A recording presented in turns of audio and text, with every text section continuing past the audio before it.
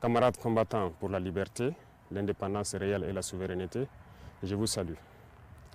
C'est avec immense plaisir et un sentiment de reconnaissance envers vous, mes compatriotes, que je prends la parole aujourd'hui, la veille de la fête nationale de notre chère patrie.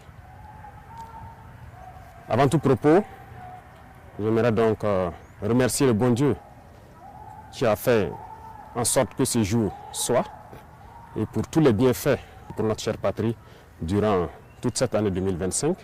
Et je continue de prier Dieu qu'il étende sa main sur notre patrie.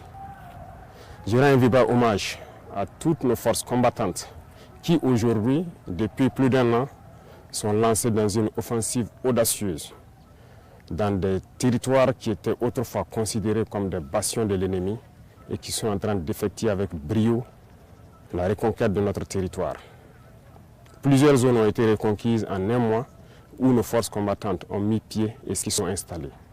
Toutes les résistances ennemies qui sont opposées à nos forces ont été écrasées.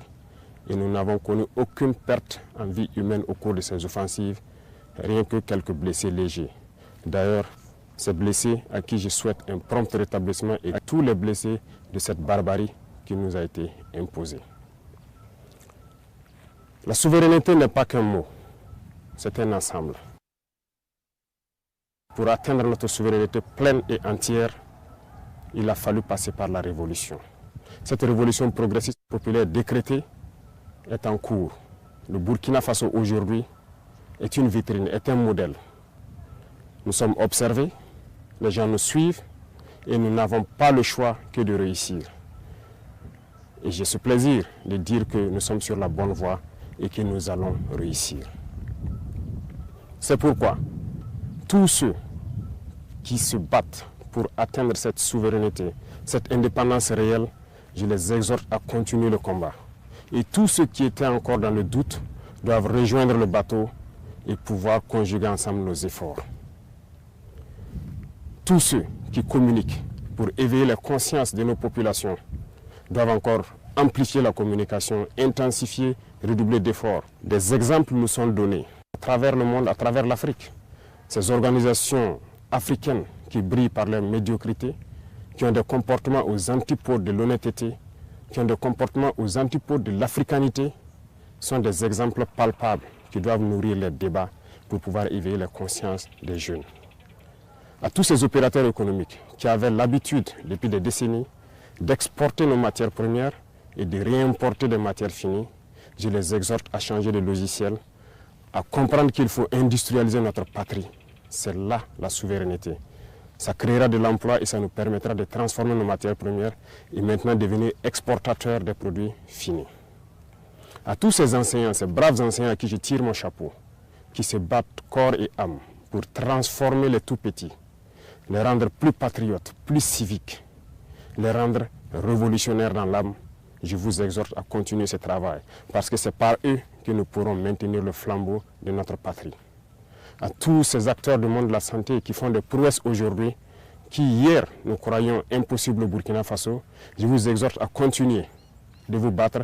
Nous serons de votre côté, nous allons vous appuyer autant que possible en matériel, en logistique, pour que vous continuez à exprimer votre talent, à faire en sorte que ce qui se fait ailleurs puisse se faire ici. Et à conjuguer vos efforts avec le monde des tradipraticiens, ceux-là qui utilisent nos plantes pour nous soigner, parce que la souveraineté, elle est aussi sanitaire. À tous ces acteurs du monde agricole qui ont compris le sens de notre combat, qui accompagnent dans l'offensive agropastorale, nous vous rassurons que nous ne ménagerons aucun effort pour que vous puissiez continuer à donner le meilleur de vous-même, pour que cette souveraineté alimentaire que nous souhaitons tant puisse être une réalité et pour toujours. Quiconque parle de souveraineté ne peut pas tendre la main pour continuer à demander à manger.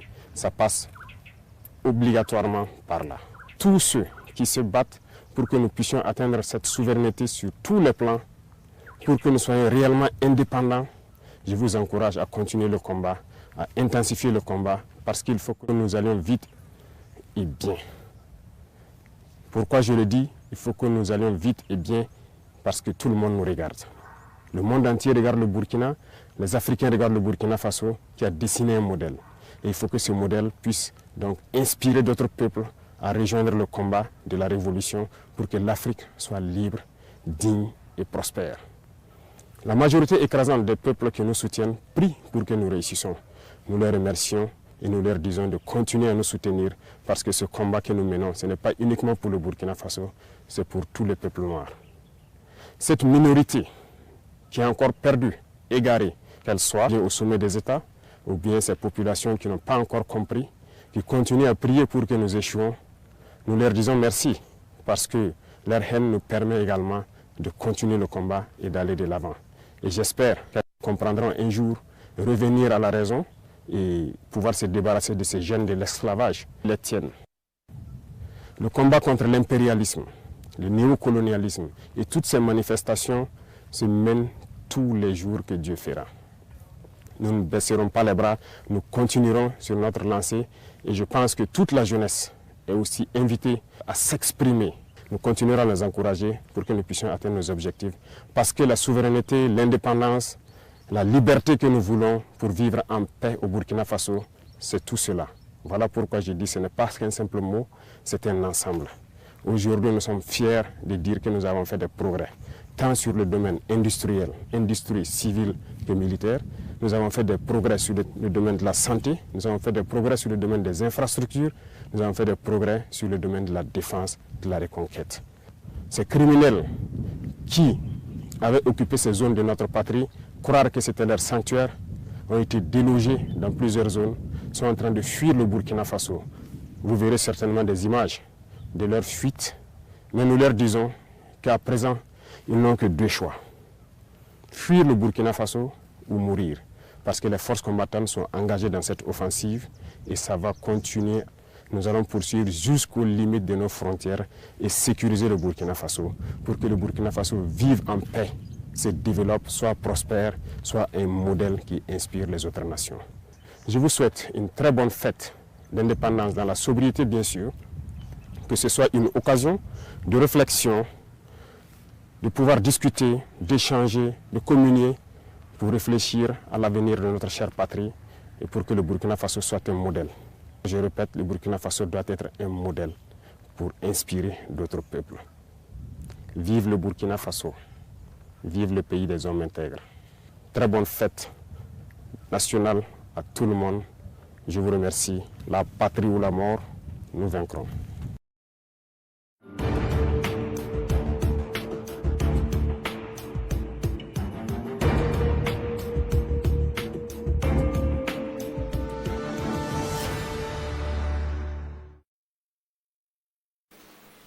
Et nous sommes de retour au plateau pour la suite de cette émission. Nous abordons notre deuxième sujet. Nous parlons à présent du Bénin. Le lieutenant-colonel Tigri, réfugié dans un pays voisin. C'est l'information qui fait la une des journaux, en tout cas, qui s'intéressent aux questions politiques en Afrique de l'Ouest.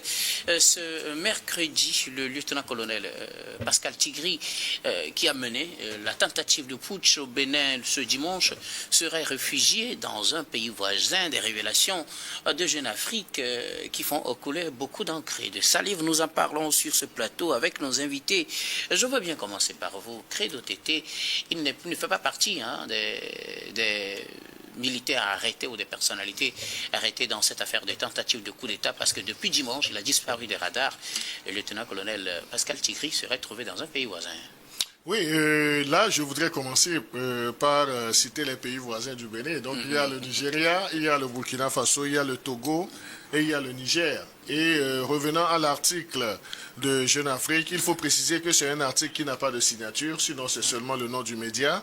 L'auteur, bien le média n'a pas eu le courage nécessaire de signer cela de main de journalistes. Donc il y a des questionnements à se poser. Mais d'entrée aussi, parce que lorsqu'on a parcouru l'article de Jeune Afrique, ils ont clairement dit que le lieutenant-colonel Pascal Tigri se serait réfugié au Togo et serait dans la zone de Lomé 2, donc c'est la zone présidentielle. Donc ils sont allés loin. Je crois que ce sont des allégations il faut prendre cela comme des allégations de présence au Togo du meneur de la tentative de coup d'État au Bénin, parce que également il faudrait remettre en doute cette condamnation sans équivoque de la manœuvre journalistique. Nous sommes des journalistes et on sait que lorsque on n'a pas la véracité des infos, donc il ne faut pas aller dans les suppustations. Et dans le cas d'espèce, j'ai comme l'impression, ça ce sont mes analyses, que Jeune Afrique a clairement décidé de jouer avec le feu et la vie des populations bénino-togolaises en faisant du sensationnel. Pourquoi est-ce que je le dis? Vous savez, au-delà du fait qu'aucun pays au monde ne peut encore applaudir le coup d'État, même si dans l'espace CEDEAO, on a déjà eu 4 coups d'État qui continuent toujours pas à poser des problèmes d'ordre général, mais c'est une condamnation sans équivoque. Et cette condamnation sans équivoque a également une coloration togolaise. Donc parce qu'on ne saurait s'accommoder avec des raisons évoquées par les meneurs, parce que nous les avons vus le dimanche, ce qu'ils disaient. Donc je crois que cela ne saurait justifier un coup d'État. Maintenant, vous me demanderez, donc tout en mettant, le jeune Africain a également cité une source béninoise, pour ne pas dire une source béninoise, sous couvert d'anonymat, qui lui aurait dit ça. Donc je crois que si la source était crédible, donc ce souci se serait réglé au niveau des États togolais et béninois. Pourquoi est-ce que je l'ai dit? Il nous en souvient, je crois que tu as également bonne mémoire, il nous en souvient que depuis surtout dans la crise au nord du Bénin avec les attaques terroristes, le Togo, Faure Gnassingbé, a adhéré à des sollicitations du Bénin. Et les sollicitations ont été en fourniture d'équipements militaires et également en soldats. Pourquoi est-ce qu'aujourd'hui le Togo va vouloir héberger quelqu'un qui a tenté de faire un coup d'État, du moment où au niveau du Togo même, la logique même du coup d'État ne prospère plus. Donc voilà les quelques doutes que je voudrais. Et également, lorsque... Mais oui, il y a eu des auteurs de coup d'État, qui ont été renversés et je veux parler du lieutenant-colonel Paul Damiba. Non, Paul Damiba, justement. Je voulais dire que là, il y a eu une communication officielle là-dessus. Non, Paul Damiba, les situations ne sont pas identiques. Oui, effectivement. Parce que Paul Damiba était au pouvoir, il a été renversé, il a trouvé refuge au Togo et la communication a été faite. Mais dans le cas d'espèce, ce qu'on veut allègrement imputer au Togo, c'est qu'un meneur de coup d'État qui a lamentablement échoué, se serait réfugié au Togo sous les ailes du Togo ou bien du président Faure Gnassingbé. C'est l'image qu'on veut véhiculer dans l'opinion. Donc c'est là où je disais tantôt, il faut s'interroger même sur la crédibilité même de ce média dit panafricain Jeune Afrique, dont les ramifications sont ailleurs. Donc c'est pourquoi je dis, on doit je crois que après la commission des faits, la tentative de coup d'État, les meneurs ou bien les mutins se seraient réfugiés dans un camp à quelques 10 km de la capitale béninois. Je crois que c'est Togben ou bien. Oui. Donc, où il y a eu des frappes après. Où il y a eu des frappes avec le soutien de l'armée nigériane. Mais on n'en a pas dénombré le nombre de morts. Est-ce que le lieutenant-colonel Pascal, je touche du bois, est-ce que le lieutenant-colonel Pascal Tigré n'a pas été éliminé dans ces attaques-là? Ou bien est-ce qu'il n'y a pas un manquement en termes de communication du côté de la source béninoise? Ce sont des interrogations qui valent aujourd'hui leur pesant d'or. Une dernière question, Credo, avant de vous reprendre la parole. On dit que c'est une source gouvernementale béninoise qui a donné l'information, mais on sait que quand cette affaire a éclaté, quelques heures plus tard, le ministre de l'Intérieur a pris la parole. Il y a le président Patrice Talon qui s'est prononcé. On sait qu'il y a une communication officielle sur cette affaire de coup d'État. Les chiffres tels qu'ils ont évolué ont été communiqués officiellement. Pourquoi ne communique-t-on pas directement, par exemple, sur les informations qu'on a sur le lieutenant-colonel Tigri, peut-être s'il est au Togo, le dire officiellement, qu'on mette un nom peut-être sur la personne qui a dit cela, je crois que tu me qu'on ait rejoins. une communication officielle. J'aurais souhaité Parce que dès la commission de cette tentative de coup d'État, on a vu le ministre de l'Intérieur béninois qui est parti sur les antennes, qui a fait une communication pour dire que la situation est sous contrôle. Donc ça a été la première communication. La seconde communication était venue du président de la République béninoise, Patrice Talon, qui a également déploré en des termes assez clairs cette tentative de coup d'État qui l'aurait évincé du pouvoir. N'eût été ce secours divin, je crois qu'il aurait aujourd'hui perdu le pouvoir. Mais lui aussi, tout en faisant la communication autour des dégâts collatéraux, n'a pas eu le courage. Peut-être on peut lui accorder le bénéfice du doute, qui n'a pas encore les éléments là. Maintenant, si vous avez suivi la réaction du colonel Thévourdier de la garde républicaine sur Radio France Internationale, donc il a également, sur les questions incisives de Christophe Boisbouvier, il a feinté stratégiquement d'aller sur ce terrain en évoquant le fait que ce sont les services appropriés, c'est-à-dire les services de renseignement ou bien les enquêteurs qui vont aller dans les détails. Donc c'est là où moi, je mets un doute sur la crédibilité même de l'information qui a été véhiculée par Jeune Afrique. Il nous en souvient également que dans l'histoire journalistique de Jeune Afrique, ce sont des informations assez sensibles, craquantes et croquantes pour Jeune Afrique. On a toujours cette signature-là. Pourquoi faire un article dans le vide tout en se basant uniquement sur des insinuations? Et c'est trop facile de dire que c'est une source gouvernementale béninoise. On pourrait préciser cette source-là si réellement le lieutenant-colonel Pascal Tigré se serait réfugié au Togo avec le soutien des autorités, comme on le véhicule aujourd'hui. Donc je crois que le Bénin n'hésiterait pas à étaler cela sur la place publique. Mais je rappelle... Pour vous, c'est une fausse information. C'est une information qui est sortie d'un laboratoire, parce que l'opinion, et les gens ont façonné l'opinion comme quoi il y aurait une tension, bien des tensions entre le président du Conseil Faure Gnassingbé et Patrice Talon. Mais cela... Et pourtant, l'article de Jeune Afrique dit plutôt qu'il y a une entente cordiale entre les deux pays. Non, mais l'entente cordiale, donc c'est ce que j'illustrais pour dire que par le passé, et ce passé n'est pas lointain, c'est un passé récent, le Togo a toujours volé au secours du Bénin en équipement militaire et également en soldats. Et a sorti le Bénin plusieurs fois d'affaires. Merci beaucoup, Credo Tété, pour vous cette information et donc apprendre avec vous. Non, mais je voulais juste aller parce que c'est aussi ça l'avantage du direct, parce que avant de venir sur ce plateau, j'ai un article que j'ai mis au frigo. Là, après les recoupements, je pense que l'article est déjà en ligne sur Togo Breaking News, où le président, ou bien le porte-parole du gouvernement béninois, Wilfried Léandre Mbedi, s'est prononcé clairement sur le sujet. Il a été interrogé aujourd'hui à une conférence de presse. Je disais que l'article était dans les frigos parce qu'il va falloir faire des recoupements. On a fait des recoupements et il dit, quand il a été interrogé sur sur la question, il disait à l'heure actuelle, je n'en sais rien, mais je sais que les enquêtes sont en cours. Loin, il dit que s'il n'est pas dans le pays et qu'il est dans les pays voisins, la coopération sous-régionale, la coopération internationale et toutes les diligences seront entreprises par notre pays pour demander et obtenir qu'il nous soit livré.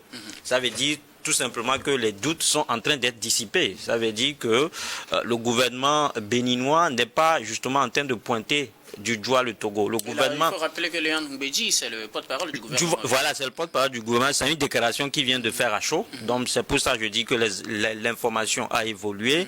Et si on s'en tient justement à ces propos du porte-parole du gouvernement béninois, ça veut dire tout simplement que les autorités béninoises sont convaincues que le colonel Tigri n'a pas trouvé refuge en fait au Togo ou bien à Lomé. Alors Louis, c'est bien, vous êtes journaliste, on connaît un peu la méthode.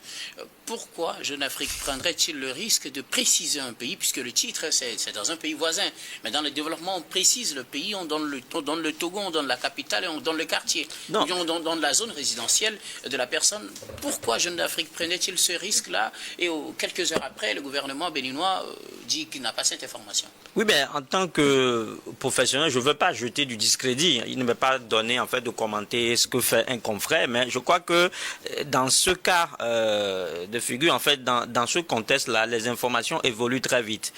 Jeune Afrique, peut-être dans la quête en fait du scoop, a justement donné cette information. Mais moi, ce qui me met un peu hors de moi, c'est que quand vous voyez, je crois que Credo l'a dit tout à l'heure, l'article n'a pas été signé. Dans des écoles du journalisme, on vous dit que l'article, en fait, ne fait foi que ça porte en fait une signature. C'est pour cela que dans des grandes rédactions, on interdit même les pseudos. Ouais. Les pseudonymes en fait, c'est-à-dire que vous signez l'article avec votre propre nom. Mais cette méthode utilisée aussi existe, ça oui, ça existe. Protéger, non, mais ça ne jette pas du discrédit. Justement, ça ne jette pas du discrédit sur. Mais ce que je dis, je ne peux pas jeter, en pas du bien, je ne peux pas jeter du discrédit sur l'information de Jeune Afrique. Certainement que c'est une information qui détient de quelque part. Mais sauf qu'à un moment donné, les choses ont évolué. Et en tout cas, je crois que nous sommes à une période où les rumeurs vont vite, les rumeurs courent vite. Parce que quand vous voyez même, Credo citait tout à l'heure les pays limitrophes du Bénin. Vous avez le Togo à l'ouest, il a dit le Niger à l'est et le Burkina Faso au nord-ouest. Et mais quand au nord et le Niger au nord-est. Ouais, le Niger au nord en fait, en plus de son littoral sur le côte de Guinée au sud. Ça, on n'en parle pas souvent.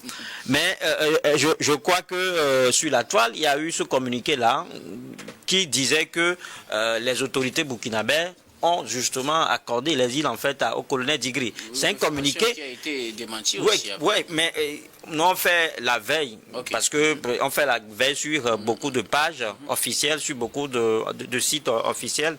En ce moment-là, on a juste constaté que c'est un communiqué qui a été publié par un membre éminent de la cellule de communication du gouvernement, de la présidence burkinabé, mais qui a été dépublié aussitôt. C'est là où ça entretient le flou. Donc, je crois que... Alors, pourquoi, journalistiquement, entretiendrait-on non, c'est pas du flou, mais je crois que facilement dire c'est l'actualité, c'est l'actualité. Donc tout le monde veut être le premier à tuer l'information. Tout le monde veut avoir la primauté de l'information. C'est pour ça que j'ai dit tout à l'heure que ce n'est pas de mon acabit en fait de jeter du discrédit sur ce que fait un confrère. C'est-à-dire qu'on peut se tromper, on peut pas prêter une mauvaise intention à Jeune Afrique. Peut-être que ce qu'il prouvait, ces informations-là, ces informations que le journal détient ou bien détiendrait de quelque part. Mais je crois que ce qui a lieu de faire, c'est que il revient en fait à chaque dirigeant de communiquer là-dessus. D'autant plus que le Togo a déjà déclaré publiquement qu'il accorde l'asile en fait au colonel Damiba. Maintenant, il lui revient. Peut-être que le termine aussi fait qu'on ne veut pas juste se prononcer tôt. Mais dans ce contexte-là, quand vous ne communiquez pas, je pense que ce sont les réseaux sociaux qui vont communiquer à votre place. Et c'est ce que c'est sûr. Au Togo, au Bénin, au Burkina, eux tous, à tous les voisins de communiquer. De communiquer, parce que on a vu, Ambalo a été déposé, le Sénégal lui a offert justement l'asile, et puis on l'a dit publiquement, et on en a même débattu ici. Donc je crois que il y a lieu pour chaque pays de venir devant de la scène et de clarifier la situation à son niveau. Merci beaucoup à vous, Louis Kamako. Robert Kossiguen, que dire de cette situation? On annonce le lieutenant-colonel Djigri au Togo, mais les informations auraient évolué pour le moment. Il n'y a pas réellement de communication officielle ni du Togo ni du Bénin. Oui, on ne peut pas tout de suite élaborer sur ce sujet. D'autant plus qu'il n'y a pas de communication officielle de la part des autorités togolaises, que nous avons hébergé Djigri et que nous lui accordons l'asile politique ou quoi que ce soit. Donc, on ne peut pas, alors, moi je n'ai pas d'éléments concrets à élaborer sur ce sujet. Mais seulement ce que je voudrais dire, c'est surtout à tous les dirigeants des États de l'Ouest Afrique. Nos États sont fragiles. Il faudrait qu'ils sachent que nos États sont fragiles. Ils sont en construction. Et donc, qu'aucun de ces États ne soutienne alors une force militaire déstabilisatrice d'un État ouest-africain. Il faudrait que eux tous conviennent qu'ils vont faire une lutte implacable contre tous ceux qui veulent déstabiliser un pays ouest-africain. Cela, il va de l'avantage de nous tous. Et je sais que le Togo n'aime pas le coup d'État. Nos autorités le disent toujours. Alors, s'il arrivait qu'un jour, Djigri, comment on l'appelle même Pascal Djigri se retrouvait au Togo, il sera remis en bonne et due forme aux autorités béninoises. Le Togo l'a fait par le passé et ce n'est pas aujourd'hui qu'un élément fauteur de troubles comme Tigri, le Togo va lui accorder l'asile. Je pense quand même que les premiers responsables de ce pays ne vont pas alors tomber dans ce piège-là. Le Togo et le Bénin sont des pays jumeaux. Quand vous passez la ligne, la frontière qui sépare le Togo et le Bénin, les populations proches parlent la même langue et pratiquement la même culture. Et donc, je ne vois pas pourquoi le Togo va vouloir héberger quelqu'un qui veut déstabiliser le pouvoir démocratique du président Talon et lui accorder gîte et couvert au Togo. Je ne le pense pas. Voilà. Merci beaucoup, Robert Kossigan. Non, je voudrais juste abonder dans le même sens que Louis, parce qu'il a bien fait de parler de ce papier de Togo Breaking News, que je salue au passage, qui a clairement rapporté la position du gouvernement béninois, qui dit n'avoir sur le sujet du refuge du meneur des mutins au Togo, à Lomé, plus précisément au quartier Lomé 2. Donc, je l'ai dit tantôt, cela participe d'une manœuvre journalistique. Et cette manœuvre journalistique, ça se traduit par la non-signature des papiers, même si on sait que en matière de rédaction d'articles, il faut toujours une signature. Mais lorsqu'on est dans un but d'évoquer des sources fallacieuses qui sont présentées, et en nous disant simplement qu'une source béninoise, donc je crois que le journal Jeune Afrique a péché sur le plan professionnel. C'est vrai, nous n'avons pas la prétention de juger de la qualité de l'article, mais les informations qui sont véhiculées, qui sont contenues dans ce papier sont assez grave. Et dans le cas d'espèce, si réellement le lieutenant-colonel Pascal Tigré se serait réfugié à l'insu des autorités togolaises au Togo, donc il y a d'autres mécanismes, il y a Interpol.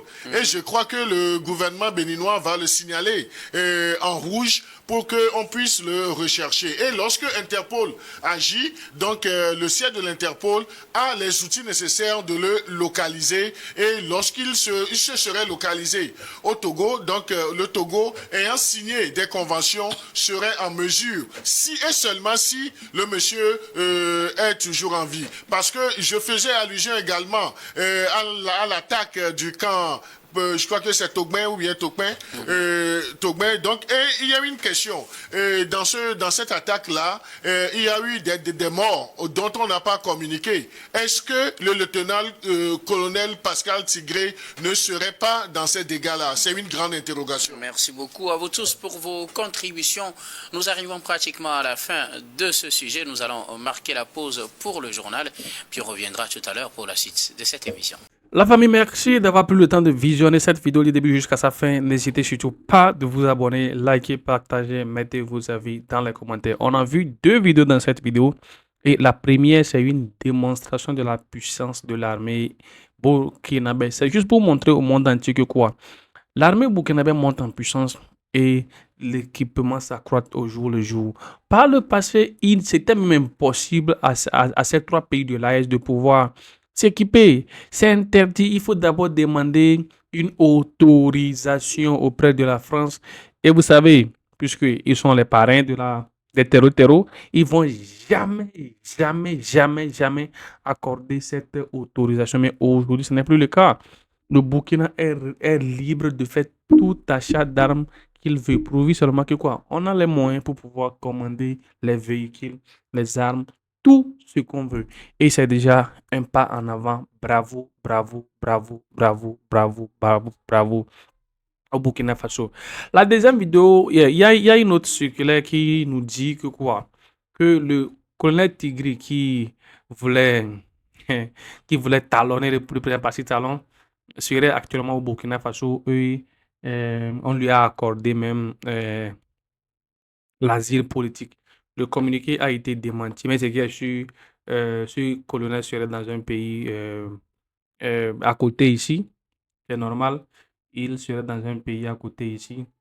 Et en fait, ça fait mal quoi. En fait, c'est qu'un coup d'État, c'est comme ça. Quand tu rates, tu paies les prix.